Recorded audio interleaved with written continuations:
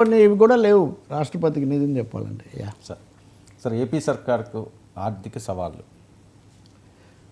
నిజంగా ఆంధ్రప్రదేశ్ ఆర్థిక పరిస్థితి సరిగ్గా లేదు. ఇది కూడా ఒక పెద్ద సమస్య. గత ప్రభుత్వం అప్పులు చాలా ఎక్కువగా చేయటము ఇట్లాంటివన్నీ మనం చూసాం. కానీ ఇప్పుడు తాజాగా కాగ్ నివేదిక ఇచ్చింది. ఏది 2024-25కు.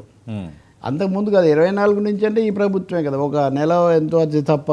దాని ప్రకారం చూస్తే దాదాపు 1,00,000 కోట్లు తేడా కనిపిస్తుంది.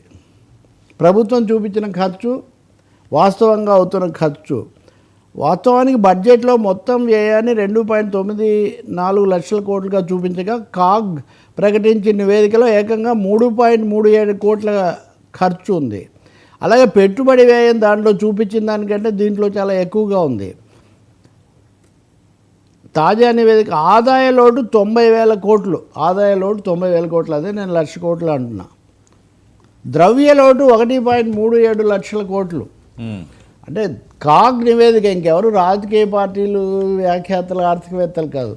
కాగ్ నివేదిక ప్రకారం ఈ సంవత్సరంలో అంటే గడుస్తున్న ఆర్థిక సంవత్సరంలో ఆంధ్రప్రదేశ్ యొక్క ఆర్థిక లోటు 90,000 కోట్లు, ద్రవ్య లోటు 1.37 లక్షల కోట్లు కనిపిస్తుంది. మరి దీన్ని ఎలా చంద్రబాబు నాయుడు మొన్న కూడా బడ్జెట్కు ముందు ఆ కసరత్తు అది జరిపినప్పుడు ఆదాయం రావట్లేదు. వాళ్ళు చెప్పే ప్రకారం చాలా విషయాల్లో ఈ రెండింటికి పూర్తి తేడా ఉంది. అంచనా వేసిన ఆదాయం రావట్లేదు, జీఎస్టీ కూడా అనుకున్నంత వసూలు కాలేదు.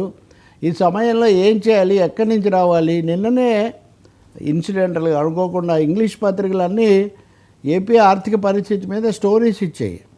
ఆ స్టోరీస్లో కీలకం ఏమంటే మోదీ ప్రభుత్వం అంటే కేంద్రం ఏదో విపరీతంగా ఆర్థిక సహాయం చేసే అవకాశం కనిపించట్లేదు. ఇప్పుడు ఏం చేయాలి?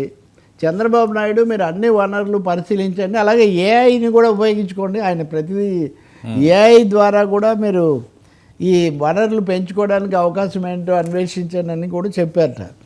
మరి ఓకే, సింపుల్గా గత ప్రభుత్వం ఉంది, వాళ్ళు అన్ని ధ్వంసం చేశారు, దివాళా ఎత్తిచ్చారు, ఇట్లాంటివి అందరూ రేవంత్ రెడ్డి ఇప్పటికీ చెప్తూనే ఉంటారు, ఇది జరుగుతుంటుంది. అది కాదు. కానీ ఎలా ఆంధ్రప్రదేశ్ ఆర్థిక అగాధం నుంచి బయటపడటం అన్నది మటుకు ఒక పెద్ద సవాల్గా ఉండబోతోంది. ఈరోజే చంద్రబాబు నాయుడు ఆ గ్యాస్ పథకానికి సంబంధించి, బస్సు పథకం ఇట్లాంటివి కొన్ని వివరాలు, అమ్మ ఒడి వీటి వేరే అమ్మకు వందనం అని పెట్టారు.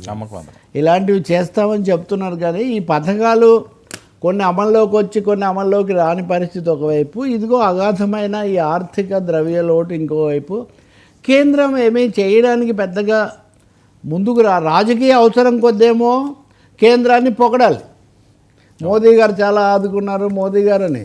కానీ ప్రాక్టికల్గా చూస్తే ఇక్కడ ఖజానాలో డబ్బులు లేవు. ఏం జరుగుతుంది, ప్రభుత్వం ఏం చెప్తుంది మనం చూడాలి. సరే, ఈ పిఠాపురం పంచాయతీ, ఈ పిఠాపురం అనేది ఒకటి ఉంది. ఇంకా అది ఎప్పటికీ కూడా